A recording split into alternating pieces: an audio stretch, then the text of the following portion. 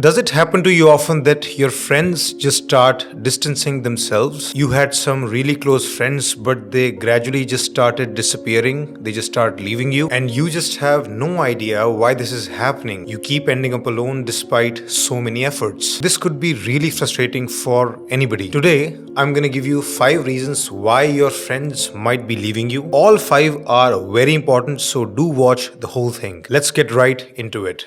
Mistake number 1, lack of initiative and intention. Many people are simply very poor at taking initiative or just showing clear intention that I want this friendship. You just implicitly hope that others will take all the action. They will initiate plans. They will pull all the weight. You could be doing it because of many reasons. One could be maybe you are insecure inside. Like you feel, why should I initiate? What if I look needy? What if I seem like clingy? I want to see if they like me enough to invite me. Sometimes people are in this constant vigilance mode where they are testing their friends. Will he think of me? Will she keep me close? Will he call me? Will she message me? You're constantly seeking that proof of intention from others because you're just insecure inside that do they actually like me or is it just superficial? Another reason for not initiating simply could be that you're just too busy with your life. You just have different priorities. Whatever your reasons are, not taking initiative is a big mistake. Now, it's not like you're committing a crime here. You're not exactly doing anything wrong. But what you probably don't understand is that a clear intention to want the relationship is the single most important thing to build a strong bond. Others need to feel your intention. They need to see you taking an initiative because that's also proof for them that there is something here. So this initiative is reciprocative in nature. If you drop off, they will also ultimately drop off. So remember this very, very clearly. Your intention and your initiative is the starting point and also the fuel to keep the relationship going. So constantly reach out to your friends, make plans, call them, message them, wish them on their birthdays. When they call you, answer the call or call back. When they initiate a plan, try your best to show up.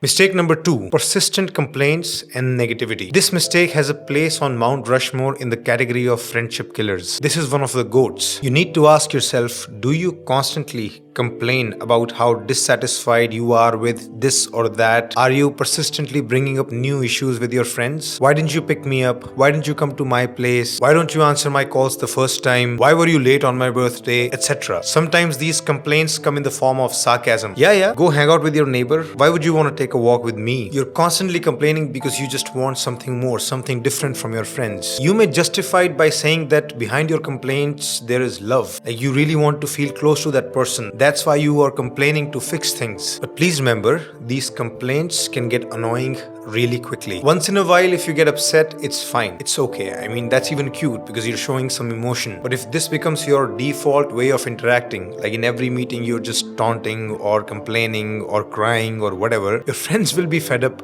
very soon. For a friendship or any relationship to flourish, to really become strong, we need really high levels of positivity. If there is a lot of positivity, it can tolerate trace amounts of negativity. But if negativity takes over, the relationship is doomed. So a quick solution for this is, in general, keep your expectations lower. Be satisfied with less. The lower your expectations are, the less your disappointment and less your complaints.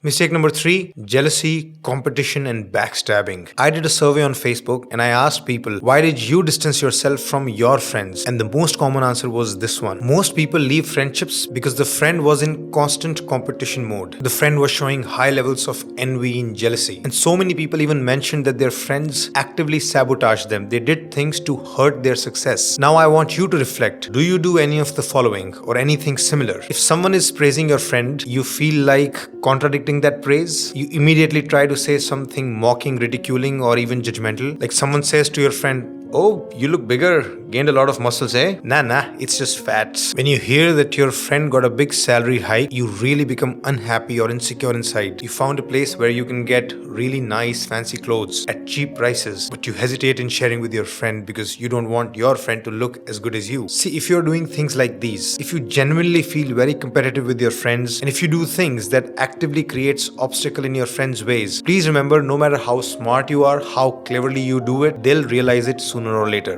Don't think you are some genius who can just hide this forever. Ultimately, everybody can figure out if you are genuinely happy in their happiness or not. It shows in your tone, your comments. People will leave you because ultimately we are not looking for competitors in friendships. We look for sharing and cooperation. You really need to change your mindset. You need to start seeing your friend's success as your success. Like if they become successful, technically your network is now stronger. Like a little bit of healthy competition is fine. But if you ever have thoughts of sabotage, just please remember that in the long run, you're only sabotaging yourself. Because you can't really stop anybody else from growing. But with that attitude, you're likely to end up alone. Mistake number 4. Selfish and exploitative attitude. This is another common reason why your friends might be leaving you and you have no idea why. This mistake is particularly difficult for you to recognize or accept because we have so many biases related to ourselves. We are all the hero of our own stories. We all have a glow of specialness around us. We feel like center of the universe. So we tend to do things which are really selfish and ultimately hurt our friendships. So let me ask you, do you do this? When you need some help from your friend, you'll go ask very nicely, you'll be sweet and warm, but when they ask you a favor, you just find excuses. Not this time, I can't do this, I'm not available on the weekend. Are you continuing a friendship because in your mind you know that this friend can help you in certain ways? Like his father is in police, maybe he can help me if I'm in trouble. Or this friend's dad is a politician. Or this friend has a really good car, so I can also look sitting in that car. Or this friend has really nice clothes, maybe I can borrow them. Or maybe this friend's dad is a businessman and he has a lot of connections. Someday I'll be able to make use of those. If that's your idea of friendship, again, people will notice it very soon. See, exchanging favors in friendship is fine, but when things become one-sided, that's where the problem starts. Or if somebody thinks that the main reason you are connecting to somebody is because of these favors, then they might lose interest in the friendship. We all have a built-in fairness meter in our mind. We are very reciprocative by nature. The moment your mind notices that somebody is trying to take advantage, you tend to run away. So be very careful. Don't act like you're at the center of this friendship. Don't keep doing things just around your needs. You have to put the needs of your friends at an equal level. You also need to be there for people, make sacrifices, make compromises, spend your time, money, energy, resources. Don't just take. This shift would be very difficult but super important. One thing that can help here would be just keep in mind what your friends have done for you. If you keep that gratitude alive, you'll also want to reciprocate.